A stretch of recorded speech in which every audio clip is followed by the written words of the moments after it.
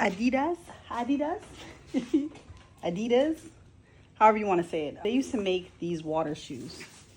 We love these water shoes, but this drop off at the bottom, this one started to peel.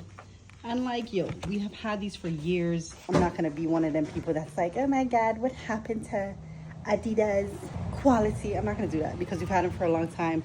They've been in salt water, we've cleaned them. We've had them at least 8 years, more than that maybe. But the last trip we took to Treasure Island, mine bust up and then Dan's bust up when he came back. They don't make these anymore. This is called the Climacool.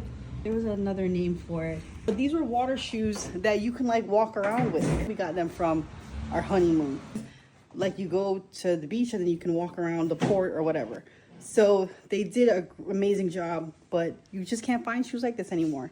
And I have another one made by Columbia, I think it is. But the Adidas was top notch. I wish they just made them again. So this was the female version of it, and this was the male version. I love them though.